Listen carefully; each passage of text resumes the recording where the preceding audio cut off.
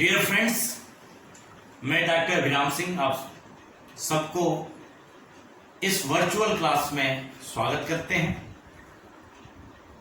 बच्चों की रिक्वेस्ट पर मैं आज हीट और कैलोरीमीटर चैप्टर को डिस्कस करने जा रहे हैं। हीट एंड थर्मोडायनेमिक्स इस पूरे चैप्टर्स में 4 यूनिट हैं, जिसमें पहला यूनिट हीट और कैलोरीमीटर के बारे में बहुत ही इंपॉर्टेंट है, जो बच्चों को अक्सर एग्जामिनेशन में आता है। इस संबंध में तो आइए देखते हैं कि हीट का बेसिक कंसेप्ट क्या है। Energy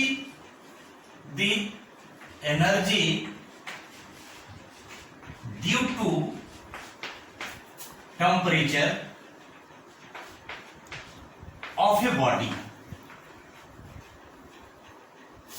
is called internal energy.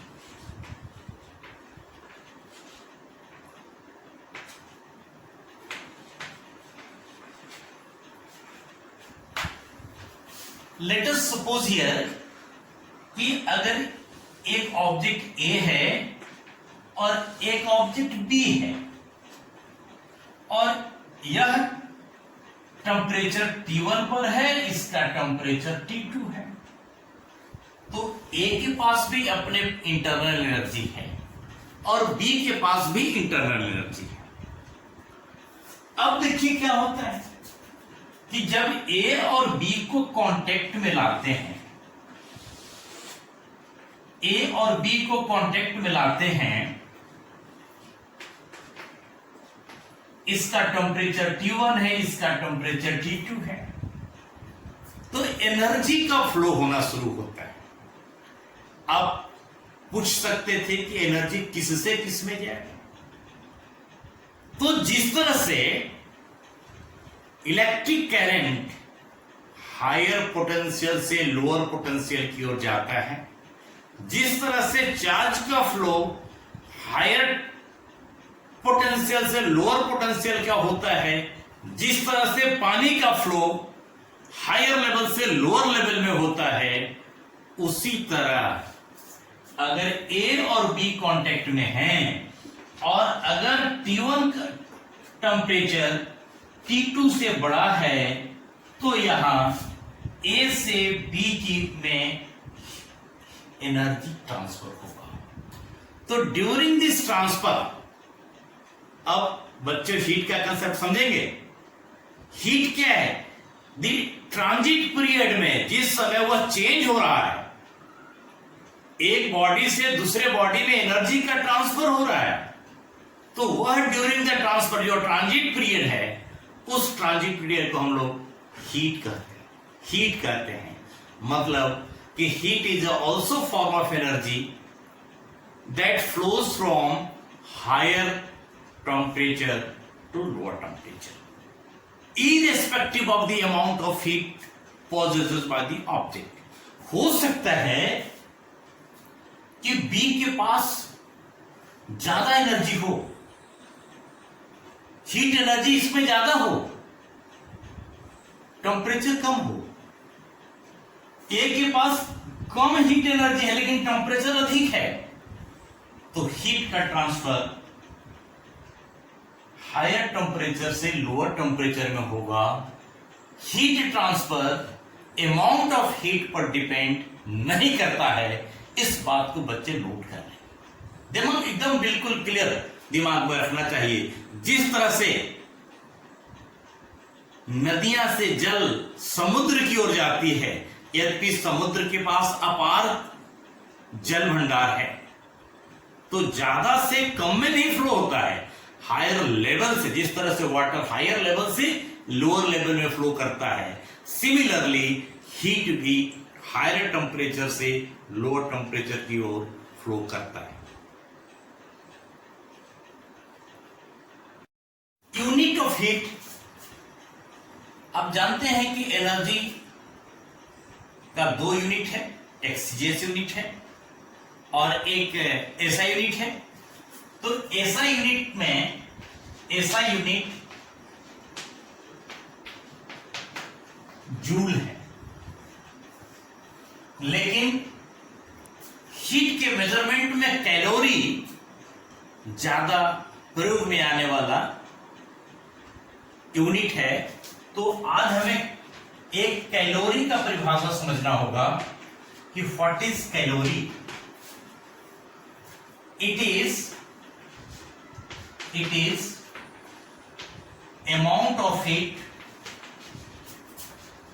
of heat required to raise the temperature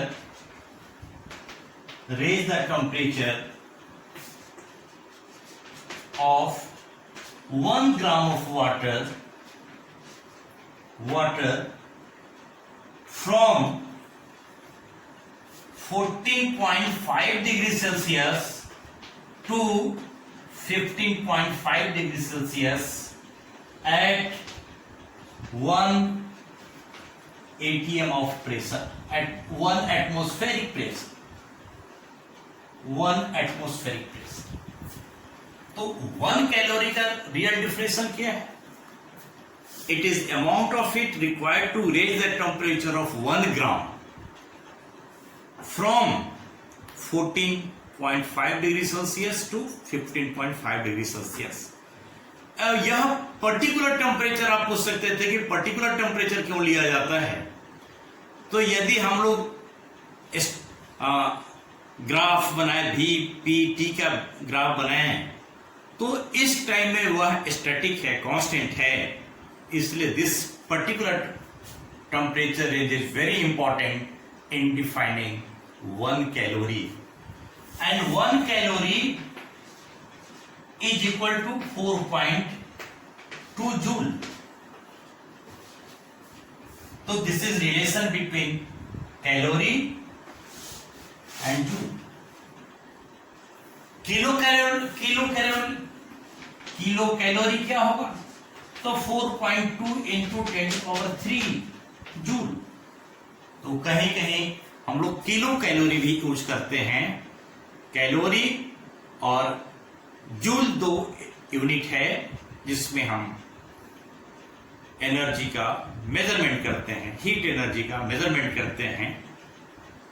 इसके बाद हीट और वर्क डन में भी एक संबंध है। Work done is equal to JH। Work done is equal to JH। जहां काम करते हैं वहां हीट पैदा होता है। वर्क डन, जैसे हम लोग अपने हाथों को रब करें तो कुछ काम कर रहे हैं, तो काम करने के फलस्वरूप यह हीट पैदा होता है।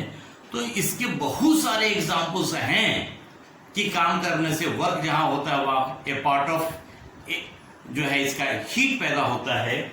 और हीट और वर्क में जहां J को कहते हैं mechanical equivalent of heat, J is known as mechanical equivalent of heat.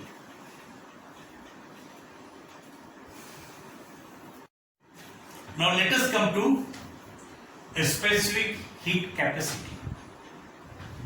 A specific heat capacity कैसे डिफाइन करते हैं? It is amount of heat. It is amount of heat required to raise the temperature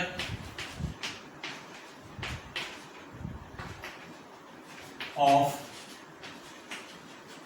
unit mass of a substance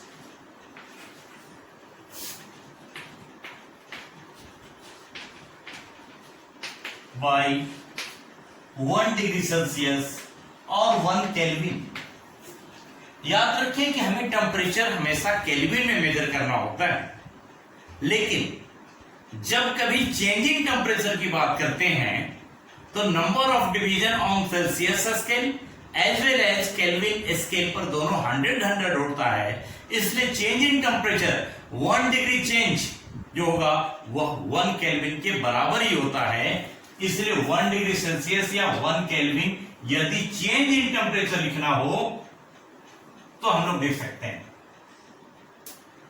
क्योंकि यहां पर raise का मतलब है बढ़ाना, 1 डिग्री बढ़ाने में, किसी भी सब्सटेंस को 1 डिग्री टेम्परेचर बढ़ाने में जितना हीट चाहिए, बशर्ते कि उसका मास यूनिट हो, 1 kg हो, तो वैसे स्थिति में हम लोग अमाउंट ऑफ हीट, इसके लिए formula MS into delta theta लिखते हैं।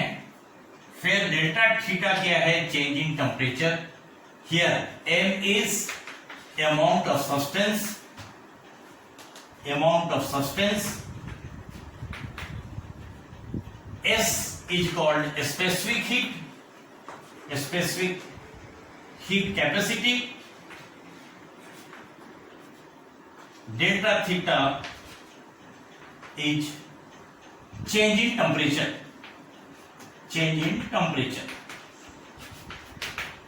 तो 10 S को हम लोग अलग करके क्या लिख सकते थे? S is equal to Q by M into delta theta. अब S का यूनिट क्या होगा? स्पेसिफिक हीट कैपेसिटी का। तो अभी आपके SI यूनिट में हीट का यूनिट है J, मतलब जूल, मास का यूनिट है kg, और चेंज इन टेम्परेचर का केल्विन लिखते या 1 डिग्री सेल्सियस लिखते या केल्विन लिखते। तो ऐसी स्थिति में स्पेसिफिक हीट का यूनिट हो गया जूल पर केजी, ऐसे लिख सकते हैं, जूल पर केजी पर केल्विन या पर डिग्री सेल्सियस। अब मोर अबाउट द, इसका इंपॉर्टेंट पॉइंट समझें। इसमें याद रखिए बच्चों, यह बहुत इंपॉर्टेंट रिलेशन है। Amount of heat given to the substance raises its temperature depends on its mass of the substance as well as specific heat capacity, or specific heat capacity is the property of a substance. Different properties, different substance have different specific heat capacity. तो कितना heat देने पर कितना temperature change होगा, यह 2 बातों पर depend करेगा कि उसका मास कितना है और दूसरा उसका स्पेसिफिक हीट कैपेसिटी कितना है। यह स्पेसिफिक हीट कैपेसिटी किन किन बातों पर डिपेंड कर रहा है? This specific heat capacity S depends on nature of the substance, S depends on nature of substance, nature of substance. बच्चे याद रखें कि कोई सब्सटेंस होता है कि बहुत जल्दी गर्म हो जाता है, कोई सब्सटेंस है कि बहुत धीरे धीरे गर्म होता है। जैसे कहा जाता है कि एल्युमिनियम बहुत जल्दी गर्म होता है, मेटल्स बहुत जल्दी गर्म होते हैं, नॉन मेटल्स धीरे धीरे गर्म होते हैं। वाटर जो है सबसे ज्यादा हीट कैपेसिटी रखने वाला सब्सटेंस है, वाटर का हीट कैपेसिटी सबसे अधिक होता है। तो S depends on nature of the substance. दूसरा state of the object. State of the object कहने का अर्थ है सॉलिड, लिक्विड एंड गैसेस से मतलब, सॉलिड, लिक्विड एंड गैसेस से मतलब है। अब आइए देखते हैं कि स्पेसिफिक हीट कैपेसिटी का वैल्यू यूनिक कहना बड़ा मुश्किल है। स्पेसिफिक हीट कैपेसिटी किसका कितना होगा? It is may be 0, may be infinite, may be negative also. मतलब कि स्पेसिफिक हीट की वैल्यू ऑल नेगेटिव वैल्यू हो सकता है, ऑल पॉजिटिव वैल्यू हो सकता है और 0 भी हो सकता है। तो इसलिए स्पेसिफिक हीट जब डिफाइन करना होगा तो उस समय किस सब्सटेंस का किस अवस्था में है होगा, तभी हमको स्पेसिफिक हीट डिफाइन कर पाएंगे। जैसे अब यहां पर देखते हैं एक एग्जांपल।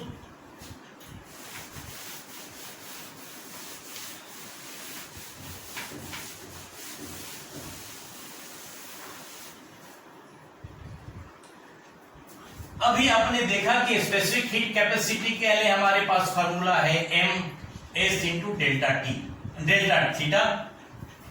और सपोज एक ऑब्जेक्ट है, इस ऑब्जेक्ट को हम लोग हीट दिए जा रहे हैं, हीट दिए जा रहे हैं। सपोज कर लिए कि यह आइस है, आइस को हम हीट दिए जा रहे हैं। आइस किस अवस्था में है? सॉलिड अवस्था में।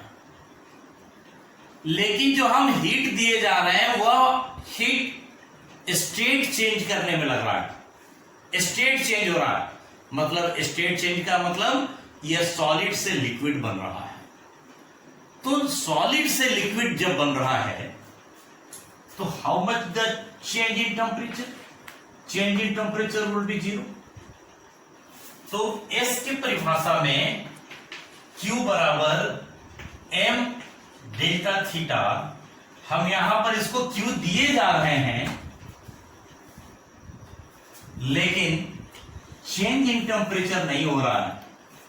तो थर्मोडायनेमिक्स में एक शब्द है isothermal process.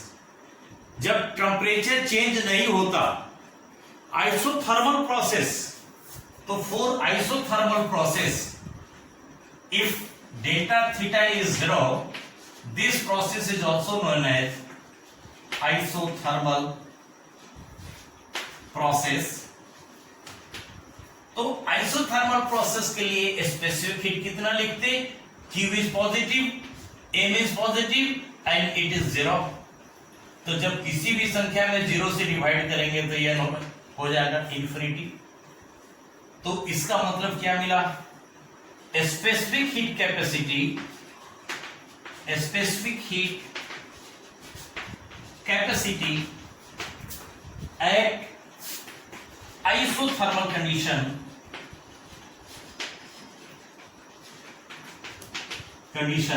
Is infinite.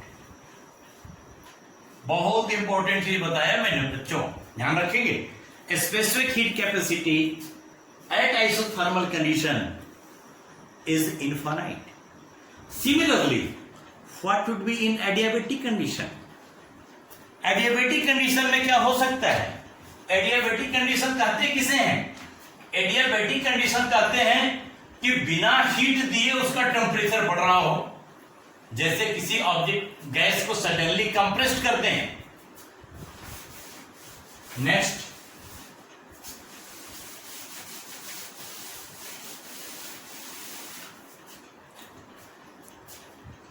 for adiabatic condition,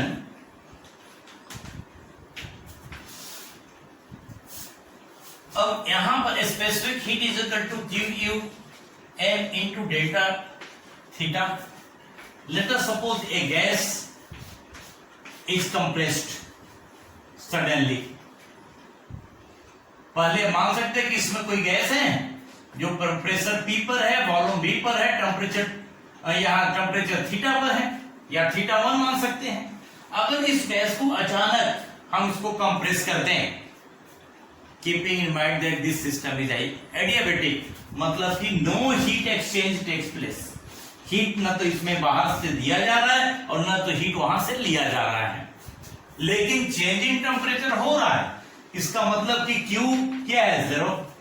तो Q 0 है, तो Q के मत 0 रखते तो m into delta theta which is equal to 0। इसका मतलब कि specific heat capacity in adiabatic condition क्या होगा? 0। 10 specific heat capacity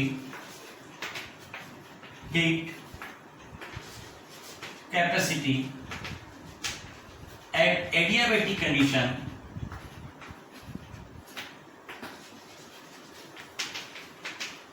is 0। At the same time देखें कि इस एडियाबेटिक कंडीशन में गैस को सडनली एक्सपेंड कर दें।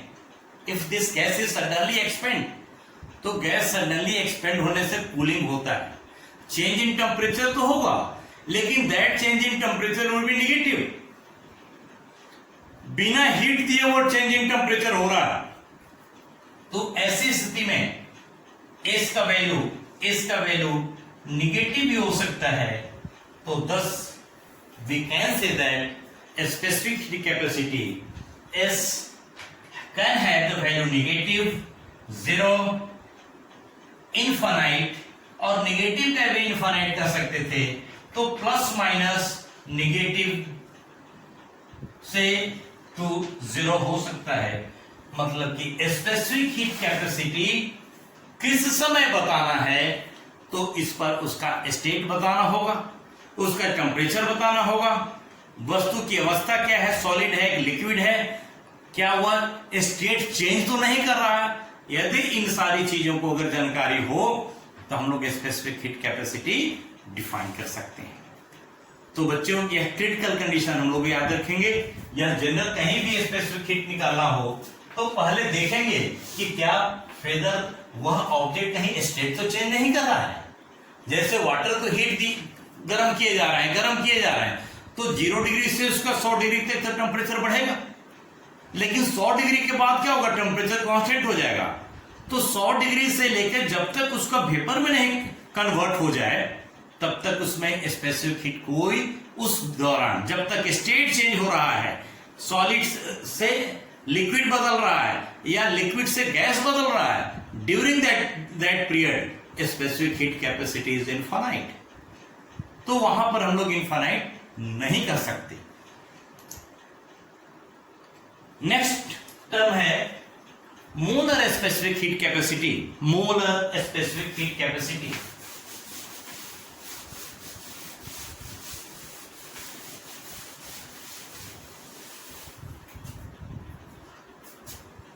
मोलर स्पेसिफिक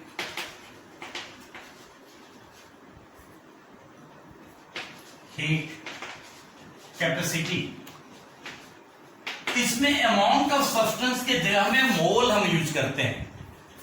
तो if Q is equal to N mole, यहां पर C स्पेसिफिक हीट कैपेसिटी रखें इनटू चेंज इन टेम्परेचर, जहां N is number of moles. मतलब कि यहां पर अमाउंट ऑफ सब्सटेंस जो पहले मास ले रहे थे, M जो ले रहे थे, उसके जगह पर N लेते हैं। एक और टर्म है लैटेंट हीट। लैटेंट हीट क्या है? It is amount of heat, required to change the state of the substance, to change state of the substance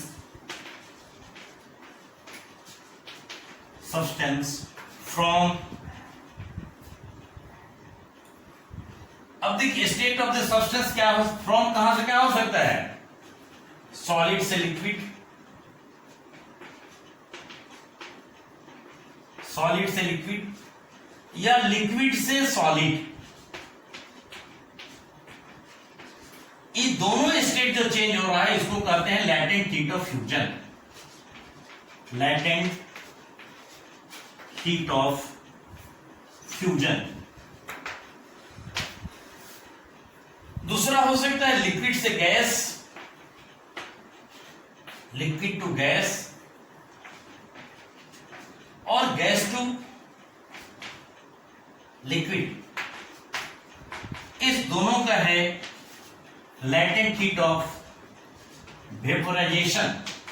latent heat of vaporisation. याद रखिएगा कि लैटेंट हीट में अमाउंट जब होता है तो during this period no temperature change takes place, temperature में कोई चेंज नहीं होता। तो इसको एट कांस्टेंट टेम्परेचर भी लिखते हैं कि it is, this process is at constant temperature. मतलब कि during this process temperature of the substance should not be change. तो my dear students, today what we learn, we learn heat का परिभाषा हम देखें, हीट कैसे फ्लो करता है, हीट फ्लो करने का कंडीशन क्या है, हीट की एनर्जी क्या है, सॉरी यूनिट क्या है, हीट का यूनिट जूल और कैलोरी है, उनके बीच रिलेशन क्या है, स्पेसिफिक हीट कैपेसिटी है, what are the limitations of specific heat capacity, as well as latent heat पर हम लोग चर्चा कर चुके हैं।